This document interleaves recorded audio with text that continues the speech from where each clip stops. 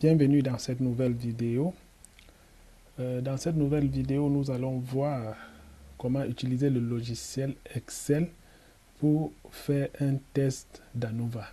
Donc nous-mêmes, nous allons calculer les différents paramètres d'ANOVA avec Excel afin de tirer la conclusion d'accepter ou de rejeter l'hypothèse nulle.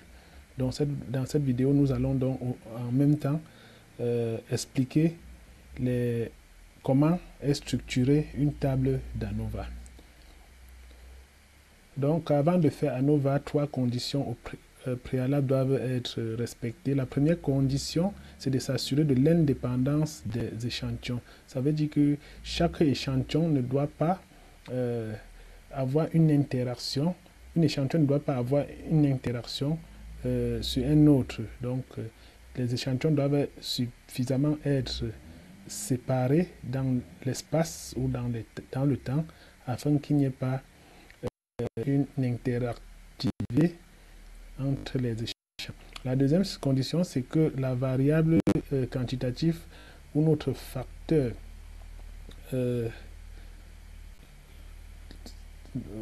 la variable quantitative doit suivre une loi normale. Donc la deuxième condition parle de la loi normale. Donc il faut que nos variables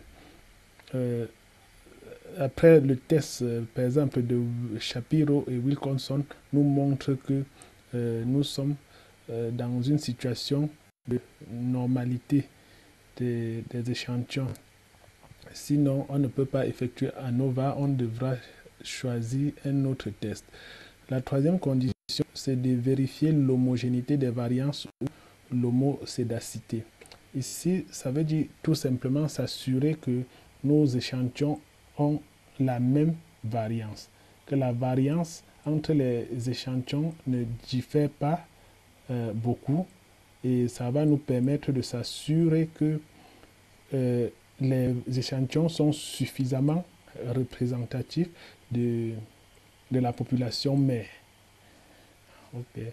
Donc quand on a vérifié cela, on doit construire un tableau qu'on appelle tableau d'ANOVA. Donc calculer ANOVA revient tout simplement à compléter le champ de ce tableau d'ANOVA, et compléter chaque colonne nous permettra donc à calculer la valeur F de Fisher qu'on appelle valeur calculée, qui sera utilisée pour comparer avec une autre valeur F qu'on appelle valeur F critique, qui est déterminée sur une table de Fisher.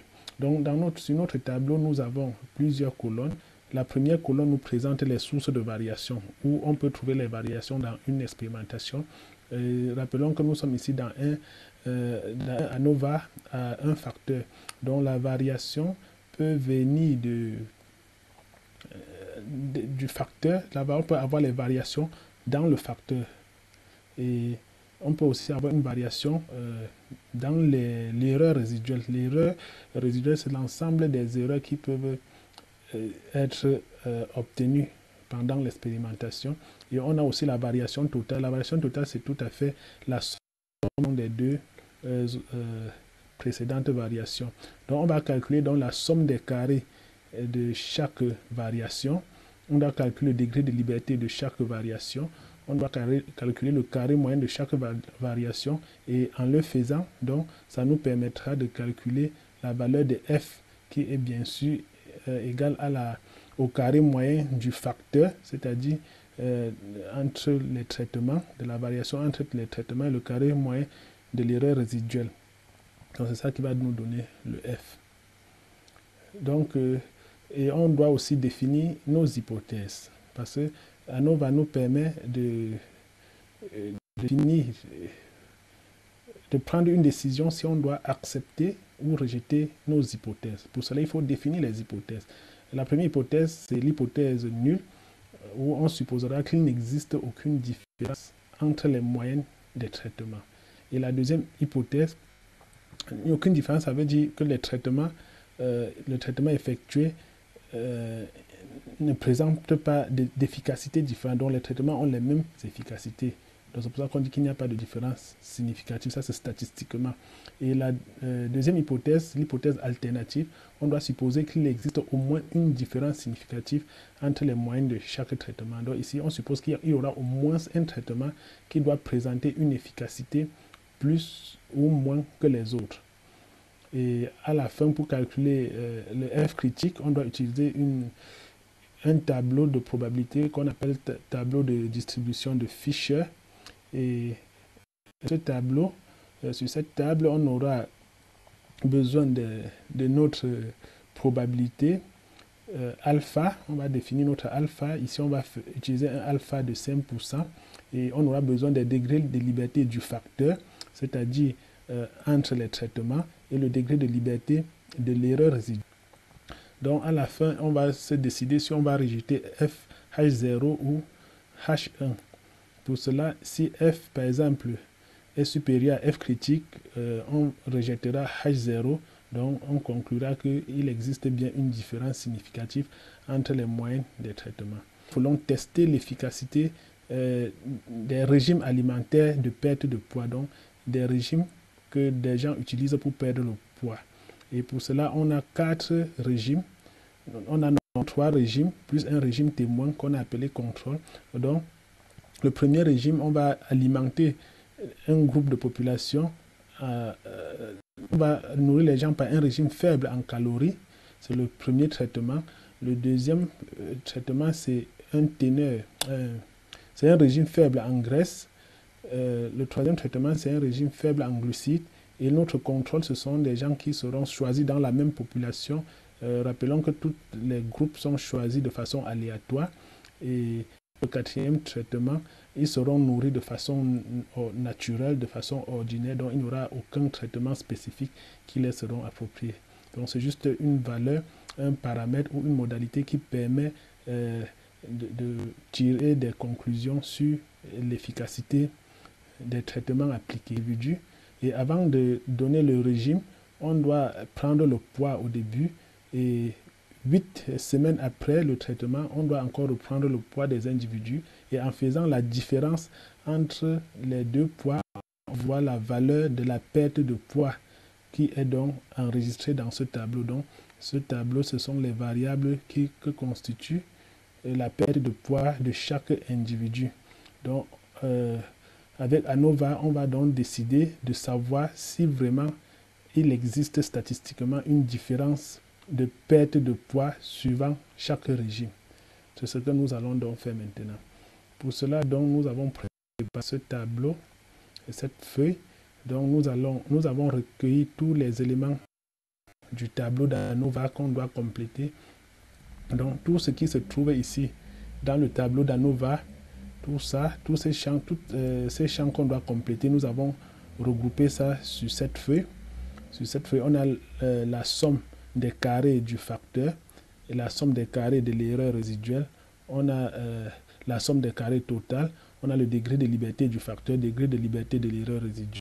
Le degré de liberté totale, on a le carré moyen du facteur, le carré moyen de l'erreur résiduelle et on a notre F qu'on doit calculer. Voilà les formules de chaque champ. Il y a aussi des éléments qu'on doit compléter. Par exemple, à la fin, on doit calculer le F critique que j'ai nommé petit c. Et on doit aussi déterminer l'effectif total des échantillons. On doit définir l'effectif, la moyenne générale de la population. On doit définir alpha. Notre alpha, on peut déjà mettre à 0,05. C'est-à-dire on prend un alpha de 5%. On a défini notre hypothèse nulle, c'est-à-dire qu'il n'y a pas de différence significative entre les traitements. Et l'hypothèse alternative, il existe au moins une différence significative entre les traitements. Donc on doit donc procéder à calculer ces différents champs. Et pour le faire, on va venir copier notre tableau de données. On copie notre tableau de données, donc on va aller sur cette feuille. On doit se mettre quelque part ici. On peut coller notre tableau ici. Oui, cela, pour que ça soit présentable, on doit juste remplacer les titres par T, par traitement 1,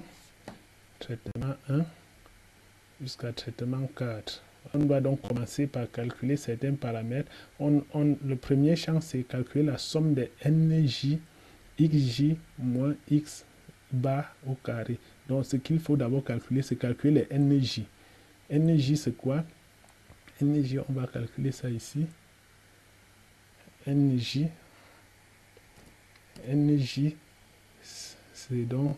NJ, c'est l'effectif de chaque échantillon, donc de chaque traitement. Donc, l'effectif de la population qui a suivi chaque traitement. Donc, on va donc dire NJ est égal à, il y a une fonction dans Excel, NB val, pour trouver la valeur de l'effectif. On va donc ça va juste nous calculer le nombre de champs. On fait entrer, donc ça fait 5. Donc ça va faire 5 personnes pour le traitement 1 qui suivi ce traitement. Donc, et quand on fait le calcul pour les autres, on voit que dans chaque traitement, on avait 5 personnes. Donc, on avait effectivement un plan équilibré. Et la deuxième chose qu'on doit calculer, c'est le XJ et le X bar. XJ ici, c'est la moyenne de chaque traitement. Donc, je vais venir ici. Je vais copier ça. Je viens mettre ici. Donc, X bar J, c'est la moyenne de chaque traitement. Donc, X bar J ici, on va donc faire la moyenne. Donc, ceci est égal à la moyenne de ceci, du traitement 1, que je fais entrer. Donc, je peux tirer ici, ça va calculer automatiquement pour les autres. Donc, on a déjà calculé la moyenne de chaque traitement. Ce qui nous manque maintenant, c'est les NJ moins X bar J moins X bar au carré. Donc on va revenir d'abord calculer notre X bar ici. X bar, c'est-à-dire la moyenne générale. X bar est égal à... la moyenne générale est égale à moyenne. Moyenne, on le fait rapidement. Moyenne de toutes les variables de la population. On va taper, on dit entrée. Donc notre moyenne générale, je peux mettre la moyenne sur cette colonne. Donc je vais mettre tout ça en gras.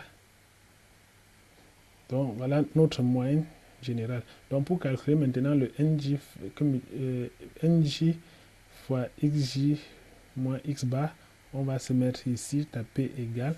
On ouvre les parenthèses pour mettre notre NJ. NJ c'est ça, c'est 5. Je referme les parenthèses, multiplié par, j'ouvre encore les parenthèses, XJ c'est ça, XJ c'est ça, moins, on a dit moins moyenne générale c'est ça, et je vais appuyer sur F4 pour figer la moyenne générale.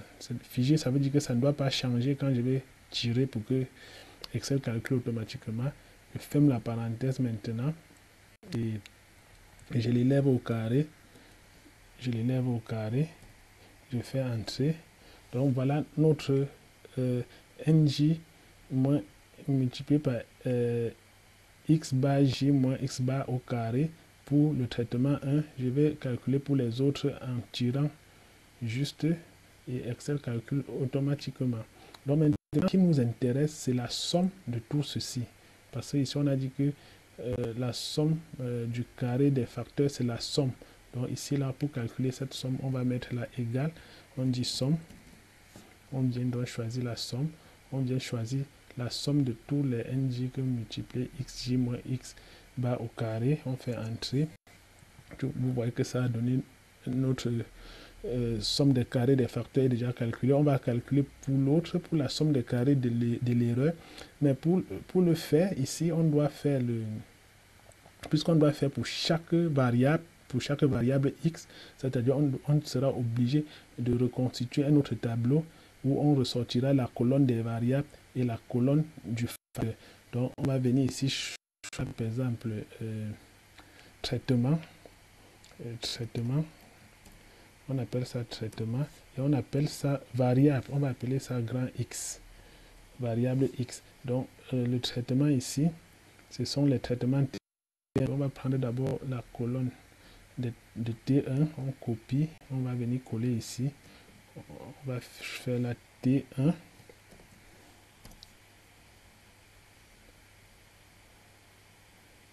Donc ça c'est T1. On va faire la même chose pour ça.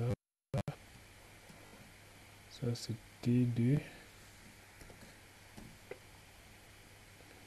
Et on va faire la même chose.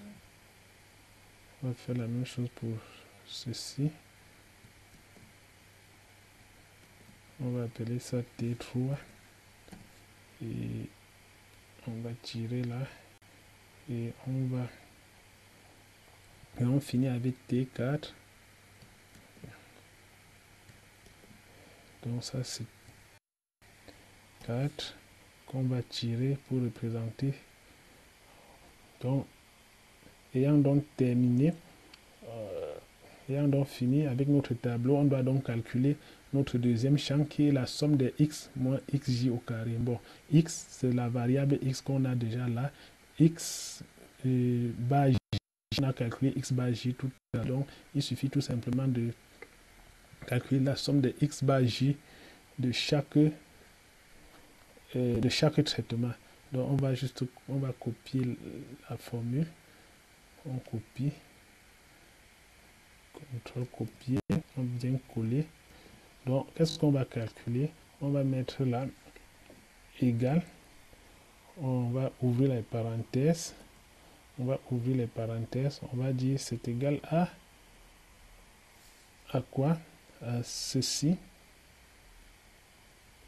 À ceci, oui. Moins x bar j. X bar j de T1. Donc calcul d'abord pour T1. X bar j de T1 c'est ça. J'appuie sur F4 pour figer. F4, je ferme la parenthèse et je lève au carré. Donc, voilà ce que ça va donner. Donc, je vais tirer ça sur tous les T1. Je vais tirer sur toute l'étendue, mais après, je vais revenir changer les valeurs des moyennes. Donc, ici, il faut se rappeler qu'on a pris la moyenne xj de T1. Maintenant, il faut remplacer ici, là, pour T2, xj de T2. Donc, xj de T2, ici, là, c'est quelle valeur? C'est ça. Autrement, on va venir ici la remplacer. Donc, on va venir choisir ceci. Et on appuie sur F4 pour figer. On appuie Entrée. Donc, voilà ce que ça va donner. On va tirer ça sur T2.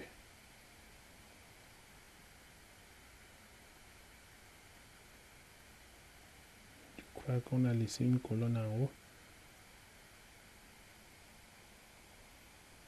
Donc voilà ce que ça va donner à peu près.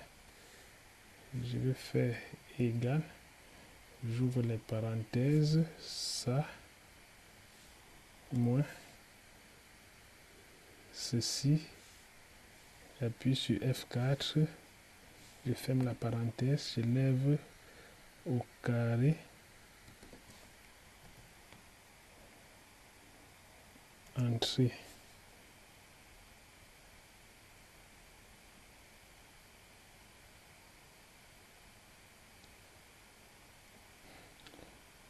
Donc je fais la même chose pour ceci, ce qui est égal à, et j'ouvre la parenthèse, ceci, moins, et le dernier, c'est ça. J'appuie sur F4, je ferme la parenthèse, je lève au carré, et je fais entrer.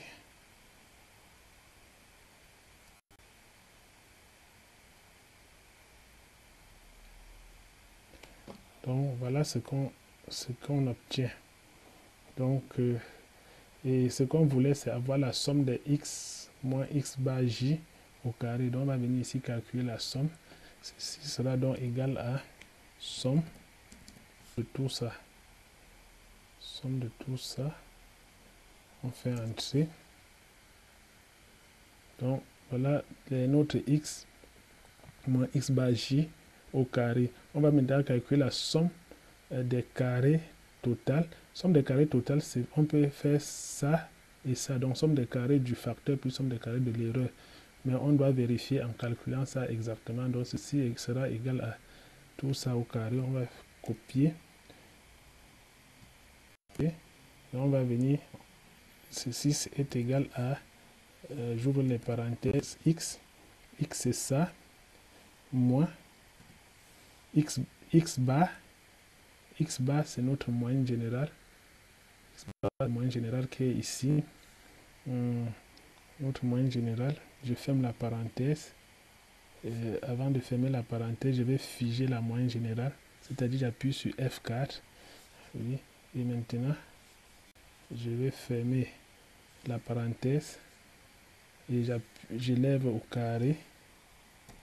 Et j'appuie Entrée. Donc, voilà ce qu'on va obtenir. On va calculer automatiquement pour le reste en double-cliquant. Donc, pour faire la somme de tout ça, on vient ici. Parce que c'est la somme qui nous intéresse. On va faire ceci est égal à... on fait somme. On va faire la somme. Somme de quoi? Somme de tout ceci. Donc, on va de tout ça jusqu'en bas. On va appuyer sur Entrée.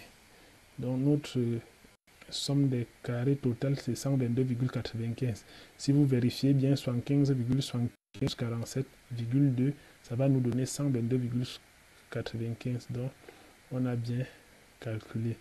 On va maintenant calculer les valeurs des degrés de liberté.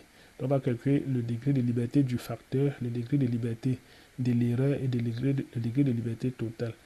Avant de calculer ça, on va d'abord définir la valeur de n, c'est-à-dire l'effectif total de l'ensemble de nos échantillons. Donc ce sera égal à quoi? On va appliquer NB.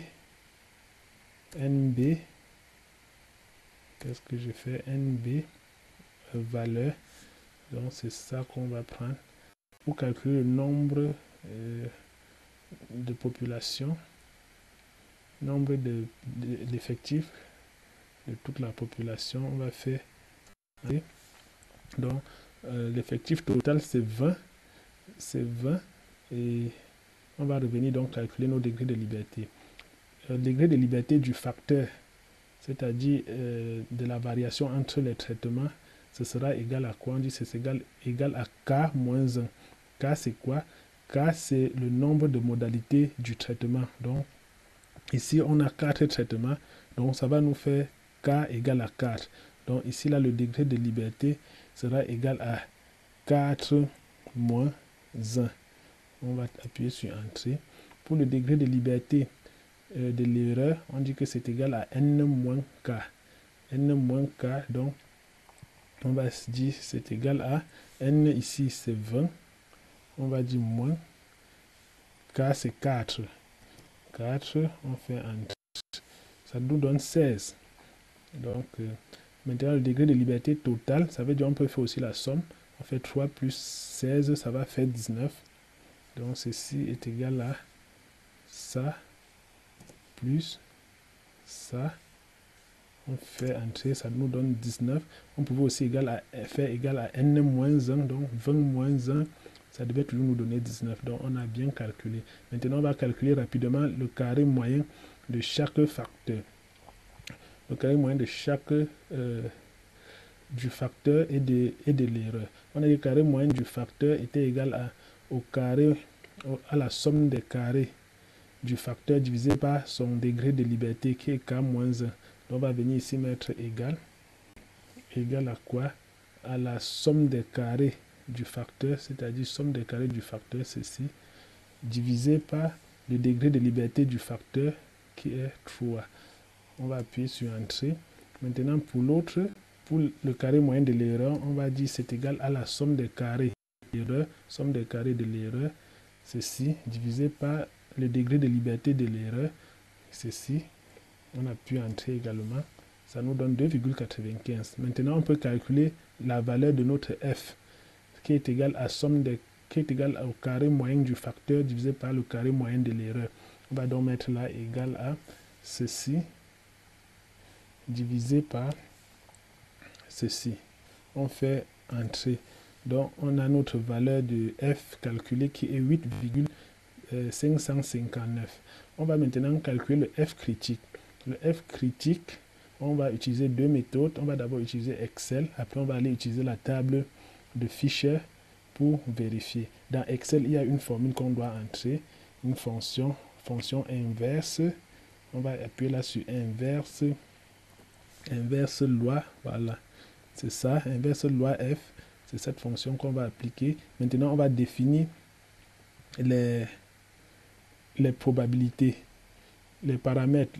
Le premier paramètre, c'est définir la probabilité. La probabilité, on a dit que c'était alpha. Donc, alpha, c'est ça, c'est 0,5%. On va mettre une virgule. On définit maintenant le degré de liberté numéro 1, c'est-à-dire le degré de liberté du dénominateur qui est égal au degré de liberté du facteur. Donc, c'est ça. On met la virgule. On met une virgule. On définit aussi le degré de liberté 2 qui est égal au degré de liberté du dénominateur ou degré de liberté de l'erreur résiduelle qui est ceci. On ferme la parenthèse et on fait entrer. Donc on voit que notre f critique c'est 3,239. Maintenant on va, avant de tirer la conclusion, de faire une conclusion par rapport aux hypothèses nulles, on va aller vérifier ça avec la table de Fisher. Donc, avec la table de Fisher, donc j'ai préparé une table ici. J'ai dit que sur la table de Fisher, rappelez-vous bien, il faut s'assurer qu'on est à la bonne probabilité. Ici, la probabilité est d'ordre 0,95. 0,95, ça veut dire 5%. Autrement, 5%. Si on avait 0,99, on devait être à 1%. Donc, on est ici à 5%. On doit venir donc définir la valeur du numérateur. La valeur du numérateur, c'est K-1, c'est-à-dire le degré de liberté des facteurs. Et sur les lignes, on aura le degré de liberté de l'erreur résiduelle, qui est N-K. Donc, quand on va tracer une ligne qui va entrer en intersection en un point avec l'autre ligne, la valeur du point d'intersection sera donc la valeur de f critique. Donc, notre valeur de f critique se trouve dans ce point. On va déplacer nos barres pour qu'on observe bien ce qu'il y a dans cette valeur. Donc, on voit que dans cette valeur, c'est 3,239. On va aller vérifier si c'est ça qu'on avait trouvé. On avait trouvé ici là 3,238. Si on arrondit à 3 chiffres après la virgule, on est exactement à 3,239. Donc, notre f critique a été bien calculé. On peut donc tirer une conclusion. On va dire ici égal. Je vais mettre ici, j'ouvre les parenthèses. Si f calculé est supérieur à f critique, alors je mets une virgule. Alors si f calculé est supérieur à f critique, si f calculé est supérieur à f critique, ça veut dire qu'on va rejeter l'hypothèse nulle. Et si on rejette l'hypothèse nulle, ça veut dire qu'on accepte l'hypothèse absolue qui est H1. Donc alors on va choisir H1, on met encore une virgule. On dit sinon, on refuse, on ne choisit pas H1, on va choisir H0 parce qu'il n'y a que deux possibilités. On ferme la parenthèse, on dit entrer. Donc ça nous dit qu'il existe au moins une différence significative entre les traitements. Donc il y a au moins un traitement qui est soit plus efficace que les autres ou soit moins efficace que les autres. Maintenant à ce niveau, normalement on devrait passer, voici les moyennes. Voilà les moyennes de ces traitements. En compte qu'on a 6,6 le plus grand et le plus petit c'est 1,2. Donc forcément il devrait avoir une différence entre 6,6 et 1,2. Mais on devrait faire aussi un test soit de Turkey pour séparer les moyennes, pour comparer les moyennes entre eux, pour voir quel moyen est différent de quelle moyenne. Donc on doit garder cela pour la prochaine vidéo. Donc dans la prochaine vidéo, on va effectuer le test ou l'analyse post-doc pour pouvoir organiser et regrouper nos moyennes. Et on fera aussi également, on essaiera d'utiliser le p-value pour comparer avec le alpha pour tirer la conclusion. Parce que si on a tiré les valeurs de f, on peut aussi utiliser les valeurs de p-value ou de p-valeur pour comparer avec alpha. Si le p-valeur est inférieur à alpha, ça veut dire qu'on va rejeter l'hypothèse nulle. Si p-valeur est supérieur à alpha, ça veut dire qu'on accepte l'hypothèse nulle. Donc, c'est tout pour cette vidéo. Merci d'avoir regardé. Je vous conseille de vous abonner et d'aimer. Comme ça, ça vous permettra d'être informé quand la prochaine vidéo sera disponible.